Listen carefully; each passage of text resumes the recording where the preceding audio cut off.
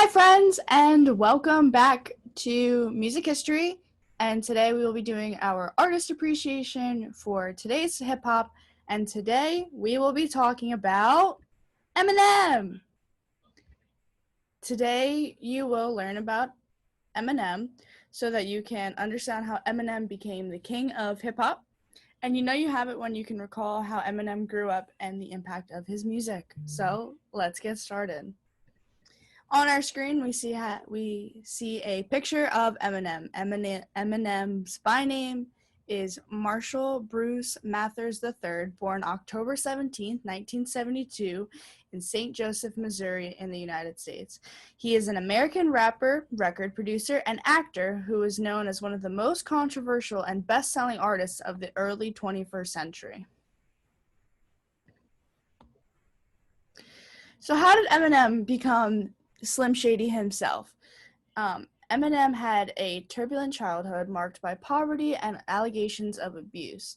At 14, he began rapping in clubs in Detroit, Michigan, and when unexcused absences kept him in the ninth grade for the third year, he quit school, determined to make it as a hip-hop musician. As Eminem, he made a name for himself in the hip-hop underground, both as a solo artist and as a member of the Detroit-based rap group D12, also known as the Dirty Dozen. His first album, Infinite, in 1996, sold poorly. However, he continued to work his small rapping jobs. When Eminem placed second in the freestyle category at the 1997 Rap Olympics in Los Angeles, he became one of the focal people for Dr. Dre, who was a founding member of the pioneer rapper group NWA and the head of Aftermath Entertainment. By that time, Eminem had developed a persona of Slim Shady, who gave voice to Eminem's often vulgar and violent lyrics.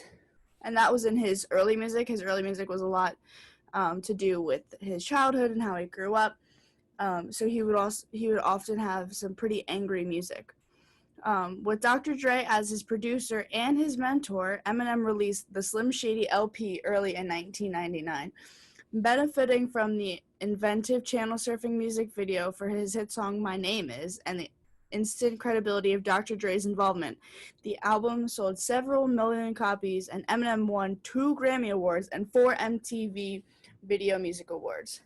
Grounded in his life experience but seemingly reflecting a troubled psyche, his mother ended up suing him for his song lyrics because of the way that he would talk about the way that he grew up. His mom didn't really like it because he was talking about how he grew up in poverty and how there was allegations of child abuse. And so his mom thought that he was just going to try to ruin her name, and she didn't like that, so she decided to sue him now that he was making all of this money. On our screen, we see a picture from 2020 of Eminem. So in in 2000, Eminem released the Marshall Mathers LP, which set a record in the United States for the fastest selling rap album. This incredible success of the album, which included the provocative hit singles The Real Slim Shady and Stan, brought more controversy. To silence critics, in 2001, Eminem performed a duet with openly gay musician Elton John at the Grammy Awards, where the Marshall Mathers LP was nominated for the Best Album of the Year. Later that year, he recorded the album Devil's Night with D12 and toured with that group.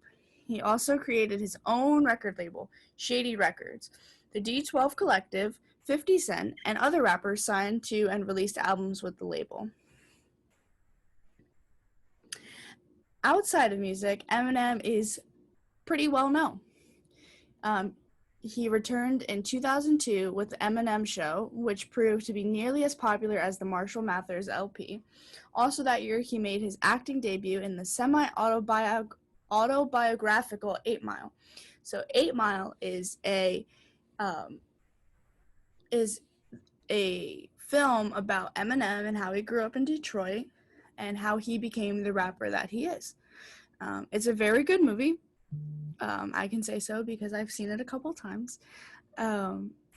he is in it, and he goes through how he went through rapping with D12, and then how like he became the underknown rapper of Slim Shady. The gritty film was a critical and commercial success. The following year, he won an Academy Award for Lose Yourself, a song featured in the movie. After reteaming with D12 and D12 World in 2004, Eminem released Encore in 2004 and a greatest hits set, Curtain Call, The Hits, both of which sold well but failed to garner as much attention as his previous albums had under Dr. Dre. He then stepped out of the public eye, resurfacing briefly in 2006 to eulogize friend and D12 member Proof, who was killed outside a Detroit nightclub. 2 years later, Eminem published the memoir, The Way I Am, which included photos, drawings, and lyrics. This is on our screen. On our left side, we see the movie 8 Miles title screen, and on our right, we see his New York Times bestseller memoir. On our screen, we also see this photo is from 2019, when Eminem released his album Kamikaze. So he released an album called Relapse in 2009, which marked Eminem's first collection of the new material in 5 years. Although it featured solid productions from Dr. Dre, the album met with middle reviews because of its over-the-top attempts to shock and its somewhat dated catalog of pop culture references.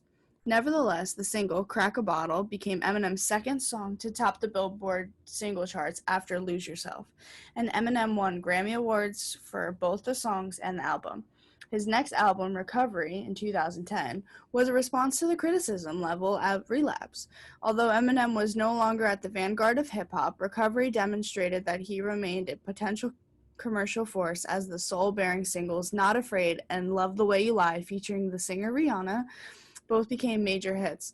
Eminem reteamed with Rihanna on The Monster from the Marshall Mathers LP2, which released in 2013, and the album became his sixth to win the Grammy Award for the Best Rap Album. Eminem received mixed reviews for Revival in 2017, and Kamikaze was described by many critics as somewhat mean and nasty in tone. Some criticism had little impact on sales, however, and in 2020, Music to Be Murdered By became his 10th consecutive album to debut at the top of the Billboard 200 chart. In addition, Eminem occasionally collaborated with rapper Royce Dat 5'9" under the name Bad Meets Evil. Among their releases was the EP Hell, the sequel in 2011. So, what did we learn?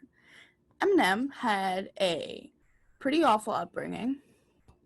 He lived in poverty. He dealt with child abuse, which is something no child should ever have to deal with.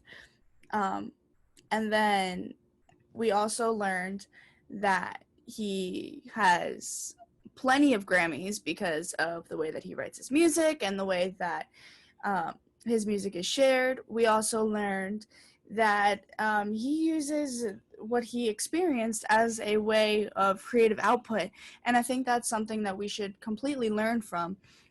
So if you ever have something going on at home, or you just have some really mixed emotions, then there are creative ways for you to share your emotions and to get rid of some of those negative feelings. And in Eminem's case, he used rapping, and he's a pretty great rapper, and he made it in rapping.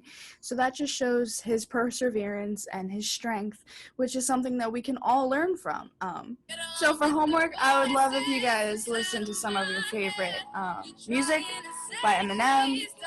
Right now in the background, we have The Monster that we talked about earlier with Eminem and Rihanna. And here he is. And I would love to see you guys rapping and dancing along and just having a great time to Eminem's music. And I hope to see you guys on the next one.